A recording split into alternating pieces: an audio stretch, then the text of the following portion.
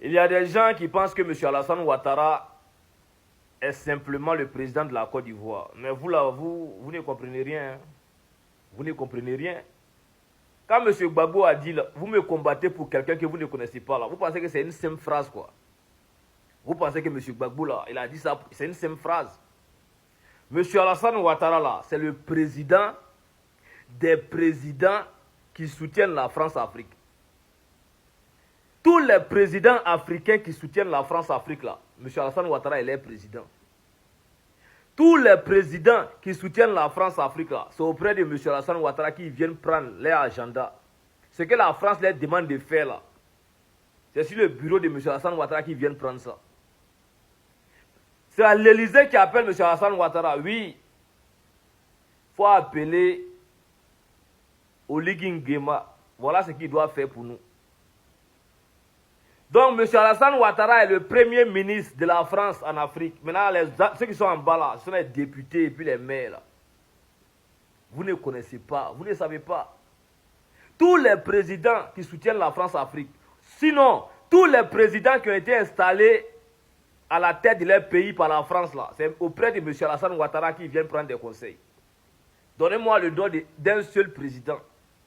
Donnez-moi le nom d'un seul président que la France a installé au pouvoir, qui n'est pas venu voir M. Alassane Ouattara à Abidjan. Donnez-moi le nom de... Donnez-moi.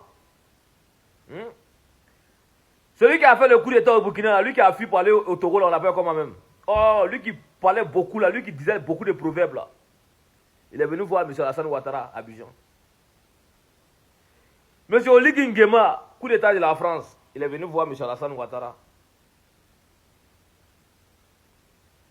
Le Mora de Guinée là, Doumbouya, il est venu voir M. Alassane Ouattara à Abidjan. On lui a demandé à quoi? Il dit non, il vient prendre des conseils auprès de M. Alassane Ouattara.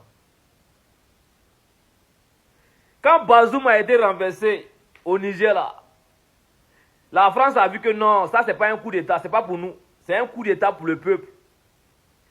Ils ont envoyé un message à M. Alassane Ouattara de s'exprimer. M. Alassane Ouattara est sorti, nous allons partir installer Bazoum au pouvoir. Nous avons des mercenaires, nous avons des gens comme ça. Donc aujourd'hui là, M. Alassane Ouattara est devenu le porte-parole de la France en Afrique. Est-ce que vous me comprenez un peu? C'est un peu comme à l'époque avec Houphouët-Boigny.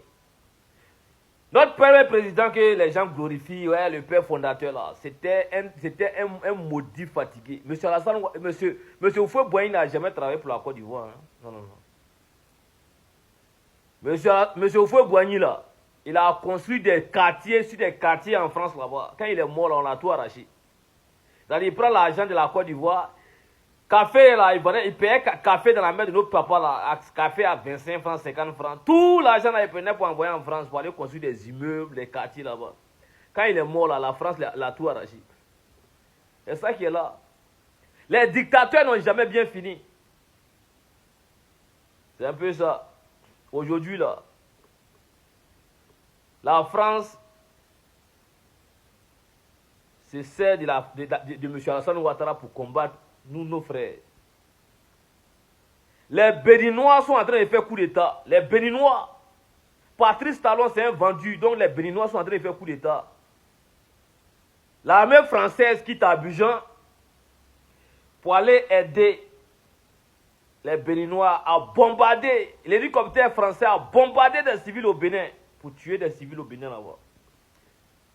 L'hélicoptère qui a tué les civils au Bénin là-bas, l'hélicoptère est quitté en Côte d'Ivoire. Donc vous qui croyez que M. Alassane Ouattara est simplement le chef d'État de la Côte d'Ivoire, vous vous mettez le doigt dans l'œil. Hein. C'est là que M. Gbagbo vient en jeu. Il a dit à Soro Guillaume, vous me combattez pour quelqu'un que vous ne connaissez pas. Mais s'il vient au pouvoir, les chanceux parmi vous là vont se retrouver en exil. Les plus chanceux seront en exil. Sinon, aujourd'hui tout le monde a la réponse. Hein. Soro Guillaume, on ne sait pas s'il est mort, s'il vit.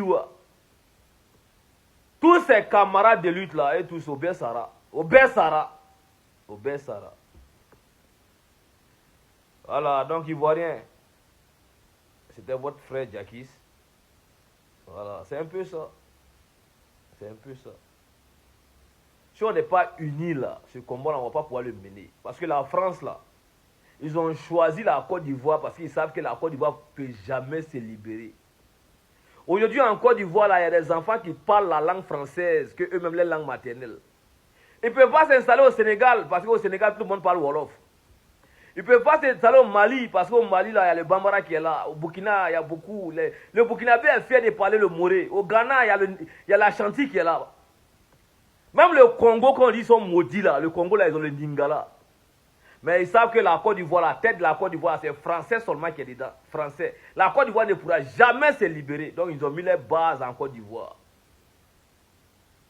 La Côte d'Ivoire ne pourra jamais se libérer de la France. Jamais, jamais. Jamais. Et ça me fait de la peine.